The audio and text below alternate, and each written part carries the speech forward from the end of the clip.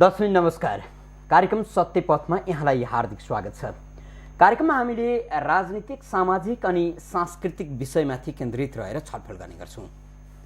मुलुकको राजनीति अहिले त्यति राम्रो छैन। राजनीति दिन प्रतिदिन पेचिलो बनिराखेको छ। मुलुकमा गणतन्त्र स्थापना भइसकेपछि दलहरू सुध्रिएलान् र मुलुकको राजनीति सङ्ग्लेला। सँगै मुलुकमा राजनीतिक परिवर्तनहरू संस्थागत होलान् भन्ने जनअपेक्षा दिन प्रतिदिन कमजोर बन्दै गइराखेका छन्। मुलुकले नयाँ संविधान पाएसँगै राजनीतिक जटिलता चुलियो र दलहरूका बीचको ध्रुवीकरण पनि बढ्यो। फेरि पनि अब राजनीति कसरी सङ्ग्लिन्छ र गणतन्त्रलाई कसरी संस्थागत गरेर दलहरूले नयाँ संविधानलाई कार्यान्वयन गर्छन् त, यो प्रश्न जटिल बन्दै गइराखेको छ। आज हामीले नेपाल मजदुर किसान पार्टीका अध्यक्ष नारायणमान विजुक्सेसँग के मुलुकका लागि गणतन्त्र अफाप सिद्ध भएको हो अथवा दलहरूको राजनीतिक परिपक्वता अझै पनि पुगेको छैन, नागरिकले अब दलहरूबाट के अपेक्षा गर्ने, यी र यस्तै प्रश्नमाथि केन्द्रित रहेर छलफल गर्नेछौँ। हाम्रो स्टुडियोमा उपस्थित हुनुहुन्छ नेपाल मजदुर किसान पार्टीका अध्यक्ष नारायणमान विजुक्से। उहाँलाई स्वागत गरौँ। विजुक्सेज्यू, यहाँलाई इमेज टेलिभिजनमा हार्दिक स्वागत छ। धन्यवाद। भक्तपुरबाट लालिमपाट आउनु भएको छ, कसरी आउनुभयो? बिचमा एक ठाउँमा रोकेर आउनु। आफ्नै गाडी छ नि? साथीहरू कहाँ बसेर। तेल चाहिँ ब्ल्याकमा पाइन्छ, ग्यास पनि ब्ल्याकमा पाइन्छ भन्छन्। तपाईँ चढेको गाडीको तेल ब्ल्याकमा किनिएको त होइन नि? होइन, सहज पाइरहनु भएको छ? पाइरहेको छु। यो गणतन्त्रले जसरी समाजलाई अप्ठ्यारोमा पार्न खोजेको जस्तो देखिन्छ अथवा नागरिकले त्यो अनुभव गर्न सक्छन्, त्यस्तै चाहिँ नेपाली राजनीतिलाई पनि अप्ठ्यारोमा पार्न खोजेको हो। त्यसो भनियो भने यो गलत भनियो भन्नुहुन्छ कि सही भनियो भन्नुहुन्छ? अब राजनीति सरल र सिधा बाटो लाग्दैन, त्यो नागबेली बाटो नै लिन्छ। तपाईँको जीवन र राजनीति उस्तै उस्तै हो कि? देशकै जीवन यस्तो छ, इतिहासै यस्तो छ। संसारको राजनीति नागबेली हो कि हाम्रो मात्रै? संसारकै नागबेली हो। जस्तै तपाईँले गणतन्त्रको कुरा गरिदिनु र संयुक्त राज्य अमेरिकाको गणतन्त्रको घोषणा गरिसकेपछि झन्डै त्यहाँ फेरि राजतन्त्र नभएको ठाउँमा पनि राजतन्त्र ल्याउनु खोजेको, सैनिक विद्रोह हुने भएर मात्रै हो। त्यसकारण सरल बाटो हिँड्दैन। त्यसो भने तपाईँले नेपालमा अहिले जे जस्ता राजनीतिक उदण्डता देखिएका छन् तिनलाई सामान्य लिनुहुन्छ? त्यो हरेक देशमा। अब फ्रान्सकै उदाहरण लिने हो भने यहाँ त केही जुलुस गरेपछि नै परिवर्तन हुने, फ्रान्समा त लडाइँ गरेपछि एउटा परिवर्तन नहुने। 10 वर्षमा 4वटा संविधान बन्यो त्यहाँ, लडाइँबाट मात्रै। सबैसँग सेना छ, बन्दुक छ। त्यो हिसाबले त हाम्रो यहाँ के पनि भएको छैन। स्थिति थियो, त्यो त सरलतापूर्वक गइरहेको छ। यो बढी सरलतापूर्वक गएका कारण बढी जटिल अनुभव भयो हामीलाई। किनभने अङ्ग्रेजहरूसँग युद्धपछि नेपाली जनता, व्यापक जनताले त्यति दुःख पाएकै छैन। 7 सालमा अलिअलि भयो, यो 10 वर्षमा अलिअलि ठाउँमा मात्रै भयो। केही हडतालहरू भए, त्योभन्दा त कहिले पनि केही भएकै छैन। तपाईँले अङ्ग्रेजसँगको युद्ध हुँदै 7 साल अबदेखि अहिले 62-63 सम्मको राजनीतिक परिवर्तन र आन्दोलनका कुरालाई सम्झिसकेपछि यो परिवर्तन सँगसँगै राजनीतिक स्थायित्व नभए पनि देश एउटा बाटोमा हिँड्न खोज्नु, देशमा विकासका कामहरू हुनु, एक खालको सांस्कृतिक रूपमा देश बाँधिनु त पर्ने होला नि त, होइन? त्यो त हुनु पर्थ्यो होला नि त। तर हामी त्यति सहिलेसित हुँदैन। संसारमा जहाँ पनि यस्तै हो। अब जहाँ अब फ्रान्स जस्तो त्यो क्रान्तिकारी ठाउँ हो फ्रान्स भनेको, र भन्ने चलन पनि छ फ्रान्समा रुगा लगायो भने सारा युरोपमा हाँस्यो आउँछ भने जस्तै। त्यो त उथलपुथलकै ठाउँ हो त्यो। त्यस्तो एउटा रेडिकल ठाउँ भन्नु न त्यसलाई, एकदम परिवर्तन चाहने त्यो ठाउँमा त त्यस्तो छ भने नेपालमा त भर्खर त्यसो भने तपाईँको जीवनकालमा मुलुकले स्थायित्व पाएको देख्न पाउनुहुन्छ कि पाउनुहुन्न? तपाईँले कहिलेकाहीँ अब कसैलाई कुनै कुरा स्थायित्व जस्तो लाग्छ, कसैले लाग्दैन। तपाईँलाई के लाग्छ अहिले के छ? 62-63 पछि नेपाली राजनीति स्थायित्वतर्फ अगाडि बढेको छ कि समय लाग्छ, उदण्ड भएर डरलाग्दो हुँदैछ? यो त मैले बार भने एकजना राजा जान्छ, 10 थरीका राजाहरू आउँछन्। त्यो 10 थरीमा तपाईँको नाम आउँछ कि आउँदैन? आउँदैन। भक्तपुरका लागि आउँछ कि? एकदम आउँदैन। यो त कतिपय काङ्ग्रेसी एमाले माओवादीका कार्यकर्ताले त नारायण बिजुक चाहिँ भक्तपुरको केही क्षेत्रका लागि राजै हुन् भनेर भन्छन्। त्यो त गाली गरेको भन्ने, राजा भन्नु त झन् राम्रो होला नि। होइन, हामी त जनताका सेवकहरूलाई राजा भनेपछि त तिमी जमिनदार भनेको, तिमी शोषक भनेको जत्तिकै हो नि। त्यो त तपाईँले देखेका राजा को हुन् र कुन कुन पार्टीमा छन्? अब ठुल्ठुला शासक दलहरू सबै राजै त हुन्। कानुनै लाग्दैन, उनीहरूले जे भन्छ त्यही गर्छ। कानुनै नलाग्ने उनीहरूलाई त्यस्तो हो? त्यो त उदाहरण छ नि तपाईँ? अब जस्तो कि संविधानको विषयमा छलफल गर्दाखेरि 4वटा पार्टीले बैठक गर्छ, संसदमै ल्याउँदैन। तर उनीहरूका निर्णयलाई तपाईँले कुनै न कुनै ढङ्गबाट समर्थन गर्नुहुन्छ? समर्थन गर्नुहुन्छ भने बिन बाध्य हुनुहुन्छ? संसदले नै बहुमतले पास गर्छ नि त त्यसलाई। तपाईँसँग प्रतिकार गर्ने उपाय छैन। अब यसको अर्थ के हो भने उनीहरूको बहुमत छ, तर बहुमत भएका जनताहरू भन्नु पर्यो, बहुमतमा रहेका जनताहरू आलोचक छैनन्, क्रिटिकल। बिजुकज्यू, हामीले सुरुमै पनि भन्यौँ मुलुकलाई कतै गणतन्त्र अथवा गणतन्त्रसँगै हामीले जुन सङ्घीयताको चर्चा गरेका छौँ र मुलुकलाई सङ्घीयतामा लगिएको छ, यो अभाव सिद्ध हुँदैछ अथवा नेपालका लागि अलि हतार गरियो भन्ने र विश्लेषण गर्ने बेला भयो कि क्या हो? अथवा राजनीति हतारमा थियो र हतारका निर्णयहरूले देशलाई अप्ठ्यारोमा पार्दैछ भन्ने हो कि क्या हो? त्यसो गरौँ, गणतन्त्र जहाँ जहाँ सुरु भयो ती ठाउँमा राजतन्त्र पुनर्स्थापना पनि भएको छ। उदाहरणको निम्ति बेलायतमा चार्ल्स फर्स्टलाई मारियो है, त्यसपछि क्रामवेल 10 वर्षमा गयो, उसको छोरोलाई सत्तामा ल्यायो। उस सैनिक नेता पनि थिएन, राजनैतिक नेता पनि थिएन, 1 वर्षमा उसले छोड्नै पर्यो। फेरि राजतन्त्रको पुनर्स्थापना भयो जो अहिलेसम्म छ।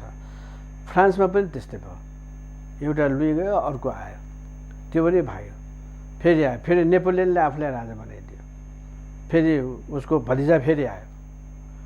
त्यसकारण गणतन्त्र भएका ठाउँहरूमा फेरि राजतन्त्र आएको स्वाभाविक हो। चीनमा पनि त्यस्तै, यान काइसेक भने फेरि अब एउटा राजा गएपछि फेरि उसले राजा घोषणा गरे आफूले, त्यो पनि खत्तम भयो। तर सारमा ती देशहरूमा राजतन्त्र पुनर्स्थापना हुन्छ स्वाभाविक रूपले, देशका 2टा कारणहरू छन्।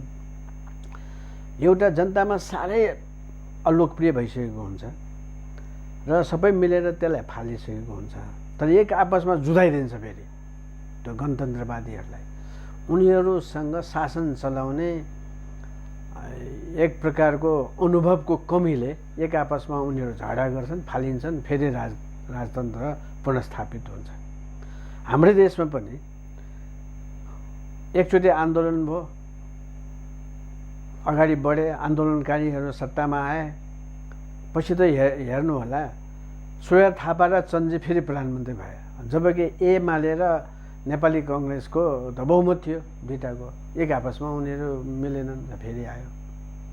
तर अब त त्यस्तो स्थिति होइन होला नि त। अहिले कसले लडाइरहेछ? अहिले हिन्दुस्तान छ नि त लडाउने त, भनेको भारत। तपाईँ अब आफू बलियो नहुने, आफू विवेकशील पनि नहुने, मनलाग्दी गर्ने, अनि हिन्दुस्तानलाई अथवा भारतलाई अथवा अर्को कुनै छिमेकीलाई दोष लगाएर हुन्छ र भने त्यसमा चोरहरूले बयानै त्यस्तै दिन्छ अदालतमा, किन फलानाको घरमा तिमीले चोर्यो भनेपछि अब चुकुल पनि थिएन, खुरुखु जान सकिने, त्यसकारण मेरो परिस्थिति पनि त्यस्तै थियो, लिएर आएँ। यदि उसले चुकुल राम्रोसँग राखेको भएदेखि त उसको घरमा म चोर्ने नै थिइनँ भन्दाखेरि तपाईँ चोरलाई छोड्नुहुन्छ कि राख्नुहुन्छ? नेपालीहरू आपसमा मिल्दैनन्, अनि मैले मध्यस्थता गर्नुपर्छ, त्यसो भएको हुनाले उनीहरूले मलाई मान्नुपर्छ, मैले भनेको जस्तो उनीहरूले गर्छन्। अनि त्यसलाई फेरि अब नेपालीहरूले यो प्रचार माध्यमहरूले हस्तक्षेप गर्यो भन्छन् भनेपछि के यो ठिक होला, उचित होला? नेपाली राजनीति त्यसो भने आफ्नो खुट्टाले उभिन सकेको छैन तपाईँको विश्लेषणलाई टेकेर मैले यसो छैन। तर कहिलेकाहीँ के हुन्छ भने एउटा जहाजी डाकुलाई समातेर ल्यायो है अरब देशमा, उसले सोध्यो सम्राटले, तिमी के गर्छौ, तिम्रो पेसा के हो भनेपछि सरकारको र मेरो एउटै पेसा हो भन्छ। हे तिमी डाकु हो, तिमीले सम्राटसँग यस्तो कुरो गर्ने? भन्दाखेरि मैले साँचो बोलेको छु, मैले एक दुईवटा जहाजलाई लुट्छु। अब सम्राटले राजाले त धेरै देशैले लुट्छ, त्यसैले पेसा एउटै हो भनेको भन्छ। अब हिन्दुस्तानको शासकहरू ठुला ठुला शासक भए, अङ्ग्रेजहरूका उनीहरूका केही पुराना कुराहरू बोकेका भए, लेगासी बोकेका भए, नेपाललाई त अङ्ग्रेजहरूले जसरी हिन्दुस्तानले थर्काएको थियो, इन्डियाको शासकहरूले नेपाली शासकहरूले थर्काउँछ। उतैबाट लिएको ब्रिटिस थर्काउँछ भनेको निर्देशन पनि गर्छ, जे भन्छ त्यो पालना गर्छ भन्ने हो। त्यही हो। त्यो त्यस बेलासम्म हुन्छ। तपाईँ बेला बखतमा भन्नुहुन्छ जस्तो अब भारतीय पैसा खाएका अधिकांश कर्मचारीहरू र अधिकांश नेताहरू छन् यो मुलुकमा, यो चाहिँ भावावेशमा आएर भन्नुभयो कि यो यथार्थ नागरिकलाई जानकारी गराउनु भयो? अब तपाईँ आफै सोच्नु। एक पटक मात्रै भन्नुभएको छैन, धेरैचोटि धेरैचोटि भनेको छु। अब एउटा उदाहरण दिन्छु म। उदाहरण के दिन्छु भने अहिले नाकाबन्दी भयो, तेलको पेट्रोलियम पदार्थको हाहाकार भयो, अनेक भयो। 2 कार्तिकको दिन आपूर्ति मन्त्रालयका मुख्य मान्छेहरू साथसाथै आयल निगमका मुख्य मानिसहरू बसेर बिहान 10 बजेदेखि साँझ 7 बजेसम्म कुराकानी भयो। यस्तो अवस्थामा विदेशसँग पनि अब हामीले पेट्रोलियम पदार्थ लिनु पर्यो, त्यो निर्णय गर्नु पर्यो, नो अब्जेक्सन लेटर लेख्नु पर्यो भन्दाखेरि मानेन। देशलाई यस्तो हाहाकार भएको बेलामा पनि, किनभने कानुनले त उनीहरूलाई जिम्मा दिएको छ, आयल निगमलाई हिन्दुस्तानसँग किन्ने के भनेर दिएको छ, उनीहरूले लेख्न मानेन। देशलाई यस्तो अप्ठ्यारो परिस्थिति भएको हुनाले अब हामीले गर्नुपर्छ भनेर धेरै कर गरेपछि उनीहरूले त्यसै नै लेख्नु खोज्यो। प्रधानमन्त्रीले, फलाना पूर्व प्रधानमन्त्रीले बल गरेको हुनाले हामीले यस्तो निर्णय गर्नु पर्यो भन्ने उनीहरूले लेख्नु खोज्यो। त्यो नमानेपछि उनीहरूले विदेशसँग लिने भने मात्रै राख्यो। तर त्यसमा चीनसित लिने कुरो लेख्नै मानेन। बल्ल बल्ल पछि आएर इन्क्लुडिङ चाइना भनेर लेख्नु पर्यो। तर लेख्न त लेख्यो, लिन पनि लियो चीनसित, तर किन्ने कुरो लेखेन। हेर्नुहोस्, फेरि 1 महिना 2 महिना गयो है, अहिलेसम्म चीनसित पेट्रोलियम पदार्थ लिने कुराको कुनै लिखत गएकै छैन। त्यो त प्रधानमन्त्रीले नभनेसम्म त नहुने, त्यो त किन्ने हो। अब चलाकी के गर्यो भने हिन्दुस्तानले रोक्ने, उसँग स्थितिमा लिने, अनुदान जति पनि लिने, तर व्यापार नगर्ने। पछि यो भएन भनेर भन्दाखेरि त 2017सम्मको निम्ति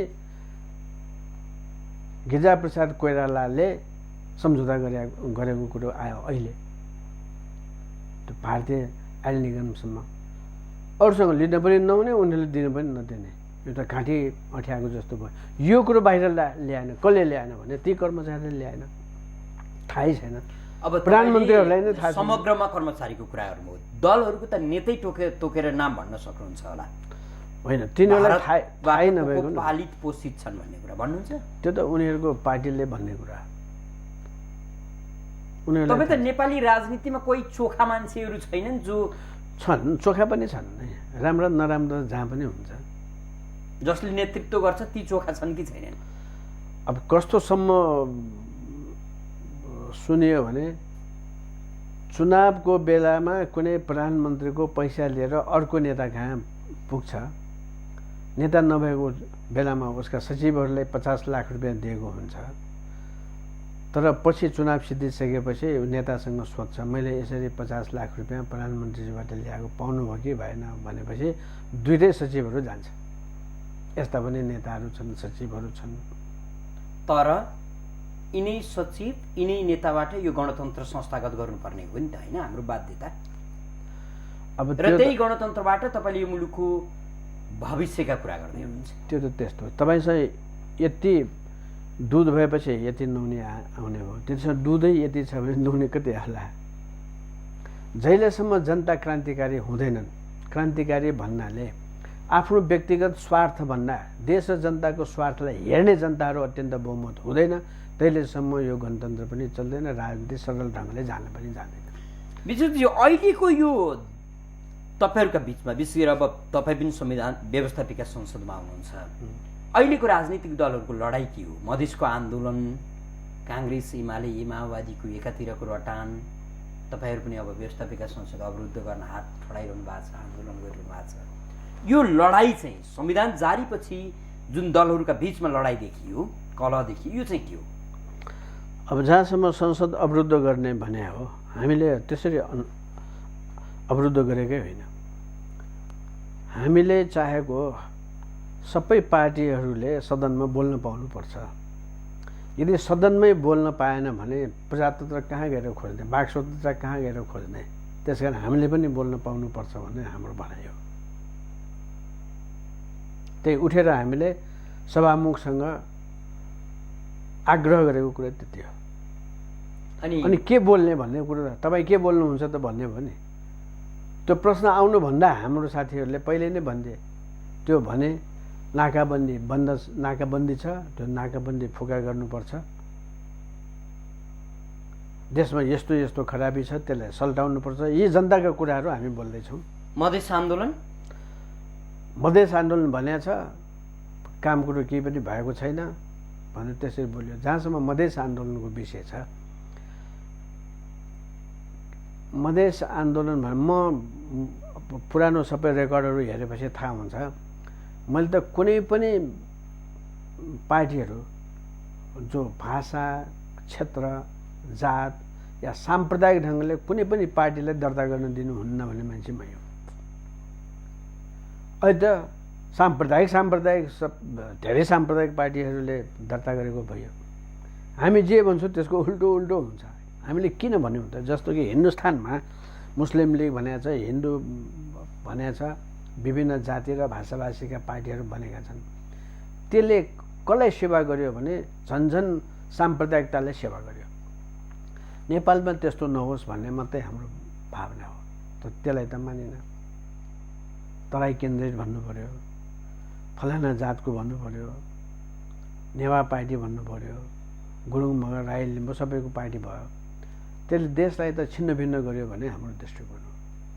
तर जब ६२-६३ को आन्दोलन हुँदै थियो, पुष्पकमल दाहाल तपाईँहरूका बिचमा झुल्किँदै हुनुहुन्थ्यो, उहाँले गरेका कुरा त यिनै हुन् र यिनै कुरालाई तपाईँहरूले पनि ढाडस त दिनुभएकै हो। एकदम होइन। हामी अहिले पनि सँगसँगै आन्दोलनमा हुनुहुन्थ्यो, उहाँलाई स्थापित गर्नमा त होइन त्यसरी होइन। बरु उहाँहरूसँग हाम्रो जहिले पनि मतभेद रहन्थ्यो। माओसेतुङ माओवाद भन्ने छैन, माओसेतुङ विचारधारा मात्रै हो भनेर हामीले भन्थ्यौँ। मार्क्सवाद, लेनिनवाद र माओसेतुङ विचारधारामा जातको प्राथमिकता होइन, वर्गको कुरा हो भनेर हामीले उहाँहरूसँग बार भन्यौँ। त्यसको अर्थ के? तपाईँसँग यो विषयमा मेरो कुरा भएको छैन। वाद भनेपछि त्यो सार्वभौम हुन्छ, युनिभर्सल ट्रुथको रूपमा हुन्छ, त्यो जहाँ पनि लागू हुन्छ। तर चीनको कम्युनिस्ट पार्टीको जुन अनुभव हो, मार्क्सवाद र लेनिनवादलाई चीनको धरतीमा प्रयोग गर्दाको जुन अनुभव हो, त्यो संसारमा जस्ताका तस्तै लागू हुँदैन। बरु त्यो निर्देशक सिद्धान्तको रूपमा मात्रै लागू हुनसक्छ। कहीँ लागू पनि हुनसक्छ, कहीँ लागू पनि हुँदैन। यसको कारण के हो भने चीनको क्रान्ति भनेको किसान क्रान्ति हो। मूलतः मार्क्सवाद लेनिनवादलाई चीनको धरतीमा किसान क्रान्तिबाट प्रयोग गरेको भयो भने कुनै देशमा त 3-4% मात्रै किसानहरू छन्, त्यो ठाउँमा के को किसान क्रान्ति हुनु नि? हुँदैन नि भने जस्तै। त्यसकारण नेपालमा पनि माओवाद भन्ने हुँदैन। किन? यसको एउटा अर्को कारण छ।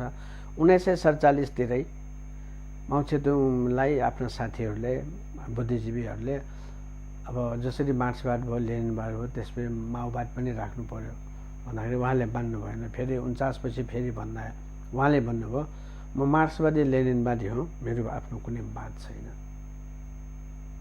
भन्नु। धेरैचोटि भएपछि त्यहाँको चिनिया कम्युनिस्ट पार्टीले नै हाम्रो कुनै वाद छैन, तर चिनको धरतीमा मार्क्सवाद र लेनिनवादलाई प्रयोग गर्दाखेरि जो हाम्रो अनुभव भयो त्यो चाहिँ माओ त्से-तुङ विचारधारा हो, चिनिया क्रान्तिको अनुभव हो भन्ने हिसाबले लग्यो।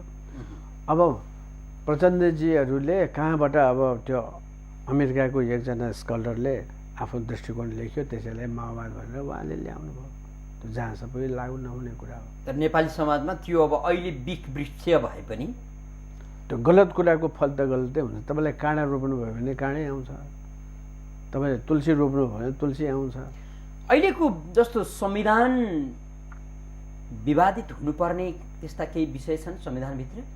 अहिले जुन ढङ्गले मधेसका दलहरू अहिले बनेको सार्वजनिक भएको संविधानप्रति आक्रोशित देखिएका छन्, आन्दोलन गरिराखेका छन्, अब अधिकार सुनिश्चित गराइदिनलाई दिल्ली दौडिएका छन्।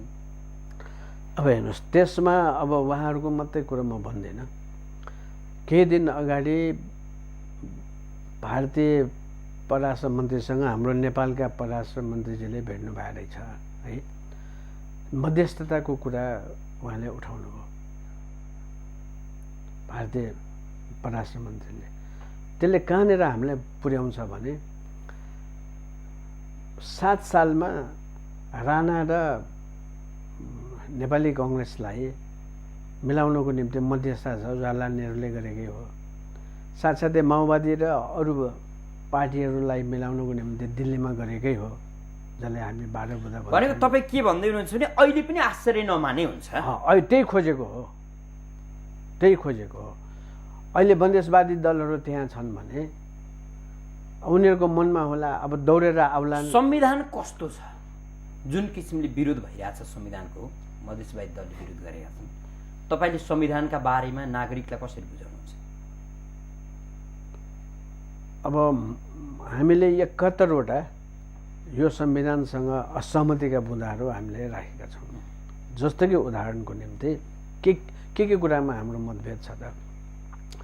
हामीले मौलिक अधिकारमै व्यक्तित्व विकासमा समान अवसर राख्नुपर्छ, शोषणको विरोध गर्न पाउनुपर्छ, साथसाथै निःशुल्क शिक्षा र स्वास्थ्यको बन्दोबस्त गर्नुपर्छ, सबैले रोजगारी पाउनुपर्छ आफ्नै देशमा, र 18 वर्ष पुगेका हरेक नागरिकले अनिवार्य सैनिक तालिम दिनुपर्छ। यस्ता कुराहरू धेरै राखेका छौँ। अब भन्नुहोस्, व्यक्तित्व विकासमा समान अवसर किन राख्नुभयो भनेर तपाईँ प्रश्न गर्नुहुन्छ भने मधेसका मामला र अरू जाति जनजाति सबैले के भन्छ भने निश्चित जाति र भाषाभाषीले मात्रै फाइदा उठायो, त्यसैले हामीलाई आरक्षण चाहिन्छ भने हामीले आरक्षणका विरोध गरेका छौँ। किनभने 100 जना कुनै एउटा जातिले एउटा उनीहरूको जनसङ्ख्या अनुसार एकजनाले मात्रै डाक्टर इन्जिनियर अथवा कुनै कर्मचारी रहन पाउने गर्यो भने त्यसमा धेरै 100 जना विद्यार्थीहरू छन् त्यसमा भने एकजना मात्रै आउने भयो। त्यो एकजना कस्तो मान्छे आउनु हो भने त्यो जातको सबभन्दा धनी मान्छे। तपाईँको भनाइअनुसार संविधान परिपक्वतापूर्ण ढङ्गबाट जारी गरिएको छैन। होइन, यो हिन्दुस्तानमा पनि छ आरक्षण त। हिन्दुस्तानमा अहिलेसम्म त्यो सफलै भएन। जस्तै हामी अब कार्यक्रमको अन्त्यमा भन्छौँ नेपाली राजनीतिले देशकै लागि अथवा नागरिकका लागि भनेर अहिलेसम्म त्यस्ता खास निर्णयहरू गर्न सकेको छैन भनेर मैले तपाईँलाई भने मैले नै भनिरहेको छु। नेपालीहरूलाई व्यापक रूपले फाइदा हुने कुराहरू मैले जुन अहिले भने व्यक्तित्व विकासमा समान तपाईँ भन्नुहुन्छ, तर त्यो निर्णय स्थापित गराउने ठाउँमा पुग्न सकिरहनु भएको छैन अनि? होइन, अब त्यो संसदमा जहिलेसम्म बहुमत हुँदैन हाम्रो तहिलेसम्म त्यो निर्णय हुँदैन। त्यस कारणले कुनै एउटा कुरा साँचो कुरालाई साँचो हो भनेर भन्न लगाउनलाई समय लाग्दो रहेछ। अब बुद्धले चोरी नगर्नु, अरूलाई चित्त नदुखाउनु, अर्काको हिंसा नगर्नु भनेर 2500 वर्ष अगाडि भनेको कुरा है अहिले पनि भइरहेको छैन नि। त्यसकारण समाजमा आमूल परिवर्तन हामीले चाहेको हुनाले यो 5 वर्ष 10 वर्ष एउटा चुनाव र दोस्रो चुनावमा हुनेवाला छैन। यसले एउटा ऐतिहासिक युग लिन्छ। ऐतिहासिक युग भनेको 100 वर्ष पनि हो, 50 वर्ष पनि हो, 200 वर्ष पनि हो है। फेरि त्यस्तो भएर पनि त फेरि पुँजीवादको पुनर्स्थापना पनि हुन्छ जस्तो सोभियत सङ्घमा भयो। तर अन्ततः व्यापक जनताले के बुझ्छन् भने जहिलेसम्म यो व्यवस्थाले निर्मूल गर्न सकिन्न तहिलेसम्म जनताले अत्यन्त बहुमत जनताले दुःख पाइरहने भएको हुनाले र अनुभवको कमीले कहिलेकाहीँ पुँजीपति वर्ग फेरि त्यो आफ्नो पुरानो सत्ता लिन आउँछन्, आफ्नो स्वर्गलाई फिर्ता लिन्छन्।